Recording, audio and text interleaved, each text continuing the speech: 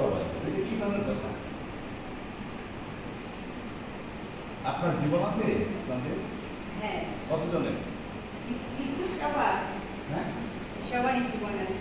জীবন আছে বিদায় ঘরে ঢুকছেন। হ্যাঁ। ঘরে ঢুকছেন, বসে আছেন, গান গাইলেন, কত রকমের কি করলেন। হ্যাঁ, কেউ হাসলেন, কেউ দেখলেন, কলাকলি করলেন, নাচানাচি করলেন, কাজে আপনাদের একটা জীবন আছে। কিন্তু এইখানে আজকে আমাদের যে বিষয়টুকু, এইখানে আমি বলছি কি মৃত্যুর পরে জীবন।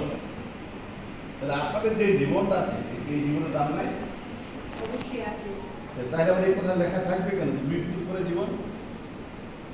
হ্যাঁ, তার মানে কি কি বোঝাচ্ছে?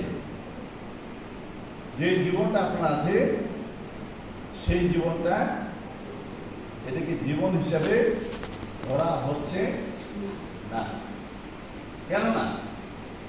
যে জীবনটা আছে এখন এই জীবনটাকে জীবন হিসাবে ধরছে না।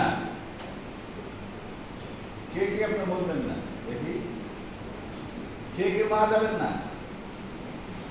কয়জন আছেন এখানে মরবেন না? মরবেন? কয়জন কয়জন? এই তোমরা কি মরবা না? হ্যাঁ, তুমি মরবা না? হ্যাঁ, মৃত্যু অবধারিত।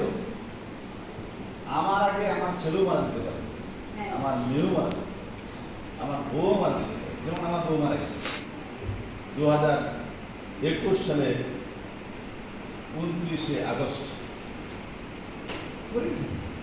আমি এখন বাঁচে আছি,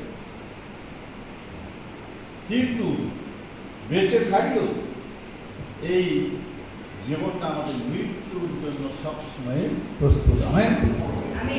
মরিতে হইবে, পালাবি কোথায়? হোক সে ধনী, হোক গরিব, হোক শিক্ষিত, হোক অশিক্ষিত, হোক বয়স্ক, হোক সে ছোট ছোট সন্তান। জন্মের কিছুক্ষণ পরে অনেকে মারা যায় এই দৈহিক জন্মটা। তাহলে মৃত্যুর মধ্যে আমরা আছি প্রতিনিয়ত, এটা কোনো ভুল নাই। প্রত্যেক দিন প্রতি মুহূর্তে মৃত্যুর জন্য আছে, কারণ দেহটা আছে মরণশীল, মরিবেই মরিবে, পালাবি কোথায়? মৃত্যু হবেই হবে নিশ্চিত। এই জন্য মৃত্যুকে অস্বীকার করা যাবে না, মৃত্যুর মধ্যে আমরা আছি। এই জন্য কথা বলছে একটা জীবন আছে, এই জীবনটা হচ্ছে মৃত্যুর পরে। মানে কোন মৃত্যুর পরে? মুশকিলের ব্যাপার। আপনি যে মরে যান, আমার জীবনের কি দরকার? যখন আপনি মারা যাবেন,